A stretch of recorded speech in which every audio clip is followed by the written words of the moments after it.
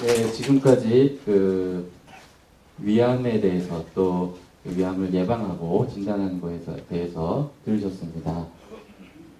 이렇게 예방을 하고 뭐 했는데 어찌됐든 위암이 생겼으면 이제 치료를 해야 될 것 같은데요.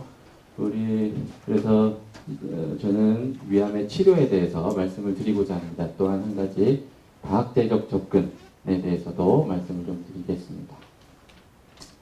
이제 현대의학을 시작을 이제 히포크라테스로 보죠. 그래서 히포크라테스 선서도 하고 뭐 이렇게 하는데 이분은 이제 질병의 진단에서부터 또 이제 그 약물이 필요하면 약물 처방, 또 수술이 필요하면 수술, 모든 방면을 혼자 다 하셨단 말이죠. 그렇지만 이게 현대 이제 병원을 보면 내과, 외과, 뭐 영상의학과 등등 굉장히 많아요. 또 게다가 내과도 굉장히 다양하게 세분화되고 있고 전문화되고 있는 것을 볼 수가 있습니다. 제가 이제 다학제라는 거에 대해서 말씀을 좀 드리고자 이런 얘기를 시작하는데요. 좀 이해를 돕고자 제가 그림을 그냥 간단하게 그려봤습니다. 그래서 이제 혼자 일하는 의사라고 보면 그 진단부터 내과 치료, 외과 치료 뭐 다 어느 정도의 능력을 가지고 다방면에 어느 정도의 능력을 가지고 치료를 할 거란 말이죠. 그렇지만 이제 세분화, 전문화라 하면 이제 어떤 방면에 이제 굉장히 전문화가 되면서 다른 부분에 조금 잃을 수도 있고, 다른 부분을 좀 유지할 수도 있고, 이렇게 한 곳으로 이렇게 치우친 것처럼 보이는 그러한 모양으로 이제 의료는 변화가 됐습니다. 이렇게 의료가 세부 전문화되는 거의 장점은 각 분야의 자기가 맡은 그 분야에서 굉장히 깊은 이해를 바탕으로 해서 전문적인 진료를 할 수가 있겠죠. 진단 및 치료를. 그렇지만 단점은 다른 분야에 대해서 이해가 좀 부족해질 수 있다는 건데, 이거는 이제 계속 가지고 있던 지식을 잃어버려서라기보다는 그런 부분도 있지만, 그 다른 분야 역시 굉장히 발전을 하면서 전문적이 되기 때문에 그런 전문적인 지식을 따라갈 수 없을 수도 있다는 거죠. 그래서 다각제적 치료라 하는 개념은 이렇게 각각의 전문화된 전문 인력들이 협진 체계, 협력 체계, 그다음에 역할 분담, 공동 연구를 통해서 100%를 모든 방면에서 만들어간다고 보시면 쉬울 것 같습니다. 그래서 저희 병원에서는 아까도 소개해드렸는데 우리 과장님을 필두로, 팀장님을 필두로 해서 여기 이제 혈액종양내과, 영상의학과, 소화기내과, 뭐 외과, 그다음에 여기 영양사 분도 계시고 전문 간호사, 그다음에 이제 설비학과 모든 여러 과에서 협력해서 아까 같은 그런 최선의 결과를 얻고자 협력을 하고 있습니다. 그래서 매주 정기적인 집단회를 통해서 아까 말씀드린 각 분야의 전문적인 지식을 공유하고자 노력을 하고 있고 또한 치료에 대한 방향을 내리기 어려운 환자에 대해서 이러한 집단회를 통해서 치료 방침을 결정해 나가는 작업을 하고 있습니다. 또한 그 환자분들이 이제 그 각 과에 개별적으로 이렇게 돌아다니면서 진료를 하기보다는 환자 편의를 높이기 위해서 이렇게 환자분이 여기 있으면은 이렇게 그 화상 회의를 통해서 여기 병리과 또 영상의학과 뭐 종양내과, 소화기내과 같이 한 자리에서 이렇게 협의를 통해서 진료 방침을 신속하고 빠르게 또 환자에게 편의를 제공할 수 있을 수 있도록 하는 시스템을 갖춰놓고 진행하고 있습니다. 이러한 과학적 접근을 통해서 우리가 위암의 치료를 시행하고 있는데, 위암의 치료를 살펴보면 기존 위암 치료는 간단하게 이제 보면은 광범위한 림프절 절제를 포함한 위의 부분 절제 또는 전절제, 이건 수술이죠. 표준 수술로 볼 수가 있는데, 표준적인 수술 후에 이제 필요시에 항암화학요법을 추가하거나 아니면 수술이 불가능할 경우에 이제 항암화학요법을 한다고 이제 간단하게 예전 치료의 그런 트렌드를 볼 수가 있는데, 이제 위암 치료 경험이 굉장히 많이 축적되고 또 위암에 대한 이해가, 질병에 대한 이해가 증대되면서 다양한 치료 방법이 개발되고 적용되고 있는 실정입니다. 그래서 어떠한 치료 방법이 있느냐 이렇게 쭉 나열해 볼 수가 있어요. 가장 큰 발전은 이제 아까도 계속 몇 번 나오는 건데 수술하지 않고 내시경으로만 뗄 수가 있다는 거죠. 그리고 이제 위절제술도 아까 얘기한 표준 절제, 광범위 림프절 절제를 포함한 그런 절제 말고도 최소 침습 수술이라서 복강경 로봇 수술, 그다음에 축소 수술, 뭐 기능 보존 수술 등등 할 수가 있고, 뭐 항암요법, 방사선 치료 이런 것들이 각각의 적절한 시기에 적절한 방법을 선택해서 시행을 할 수가 있습니다. 이렇게 이제 우리가 환자별 맞춤 치료라고 볼 수가 있겠죠. 이런 맞춤 치료를 할 때의 고려 사항은 암세포의 분화 정도, 그다음에 이제 위암이 발견될 당시에 얼마나 진행돼 있었는지 진행 정도, 병기라고 볼 수 있고, 위암의 위치도 중요하고요. 그다음에 위암으로 인한 증상이 있느냐 없느냐, 그리고 환자의 전신 상태, 기저질환이 있느냐 없느냐 또 중요한 고려 변수라고 생각됩니다. 그 중에서도 가장 중요한 건 이제 병기인데요. 이제 표로 간단하게 그려봤습니다. 그래서 이쪽은 이제 림프절 전이 정도, 이쪽으로 갈수록 심해진다고 보고, 이제 이거는 그 위암의 침습 깊이가 아래로 갈수록 심해지는 걸 보여주고 있고, 그래서 보면 이제 가장 초기에 이제 내시경 절제나 축소 수술이 시행될 수가 있고, 이렇게 표준 수술, 그다음에 수술 후 보존 항암요법 등등, 그리고 전이 재발이 있는 경우는 이렇게 여러 가지 확장 수술이랄지 보식적 수술 등등 맞는 치료를 시행하게 됩니다. 좀 각각을 좀 살펴보면, 표준 수술 방법은 아까 말로만 쓰여드렸었는데, 위암이 여기에 있다고, 아래쪽에 있다고 생각하면 위를 한 3분의 2 정도 절제합니다. 절제하면서 이 위 주변에 있는 하얀 게 림프절인데, 위 주변에 있는 이 림프절만 이렇게 떼내는 것이 아니고 이렇게 넓게 요 아래까지 해서 이걸 광범위 림프절 절제라고 합니다. 그래서 광범위 림프절 절제를 포함해서 위를 절제하는 것이 표준 수술 방법입니다. 그래서 이제 표준 수술 방법이 아무래도 여러 곳에서 이제 광범위하게 이제 쓰일 수가 있겠죠. 그래서 근육층 이상 침범한 위암과 그다음에 림프절 전이가 1, 2기 정도 되는 여기에서 가장 많이 쓰이고 있는 수술 방법입니다. 그래서 배를 열고 보통 수술하게 되고 이렇게 수술이 진행됩니다.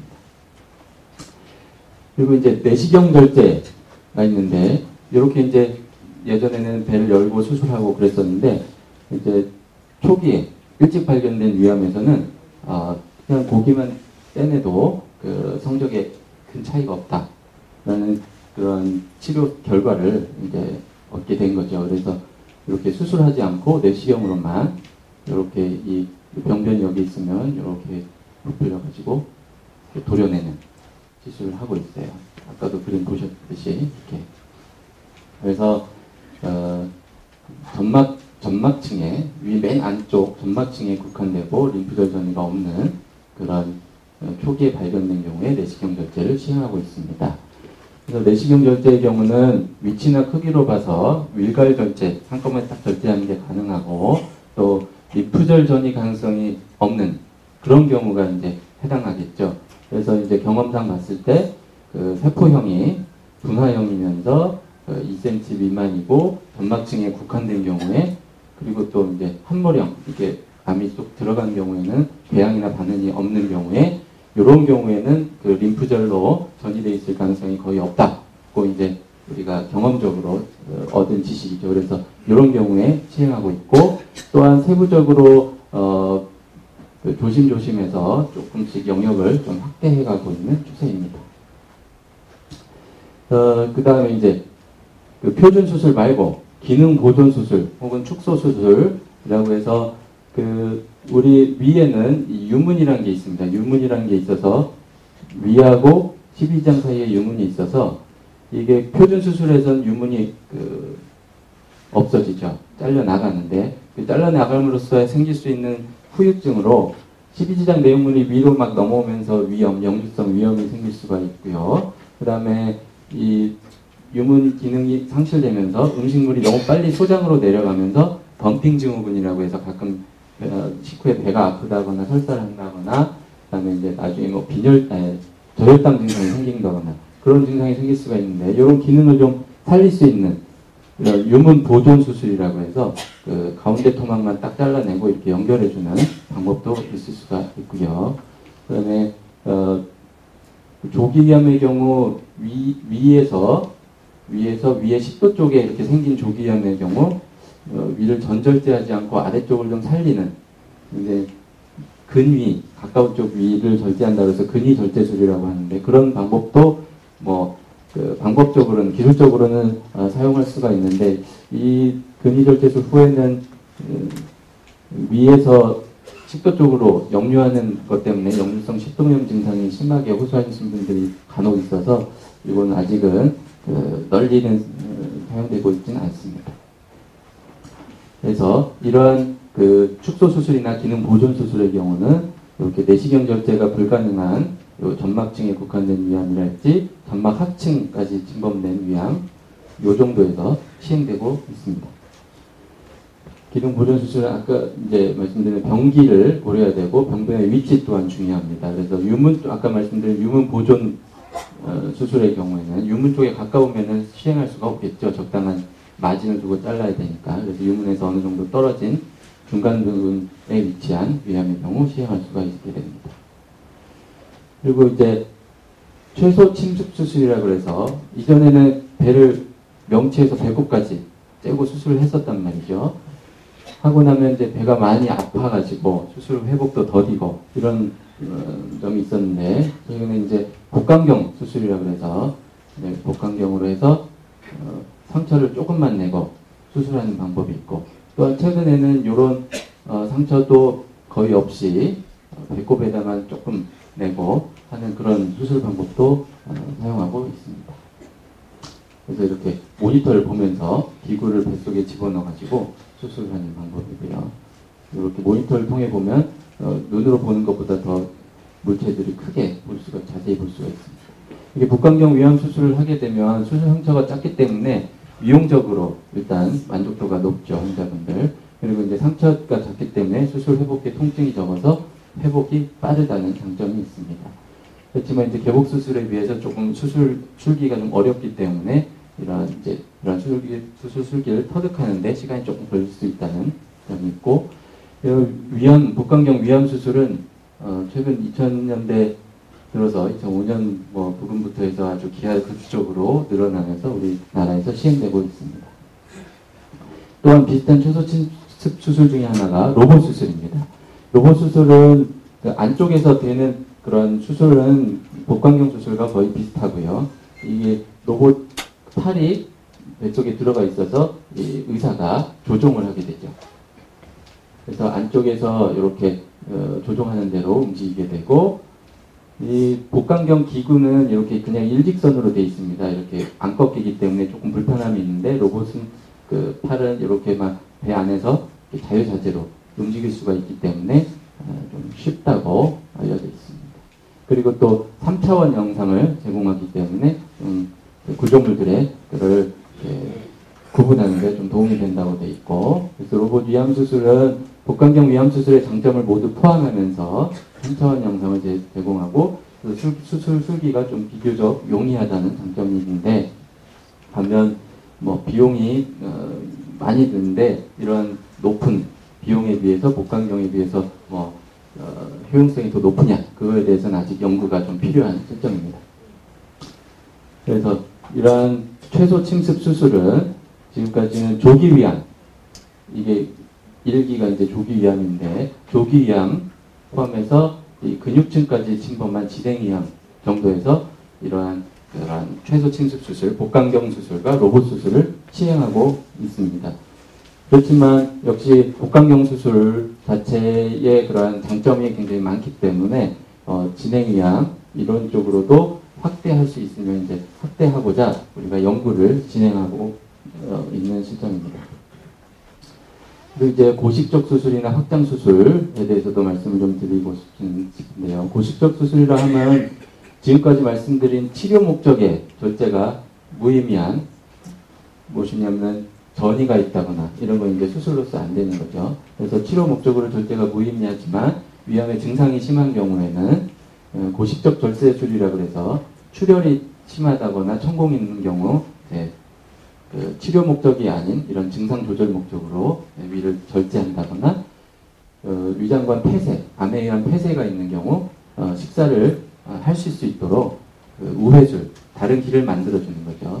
이런 것들이 이제 고식적 수술에 포함되고요. 확장 수술이라고 해서 주변 장기로 직접 침습이 있는 경우에는 그 위절제술과 함께 주변 장기를 같이 절제하는 방법입니다.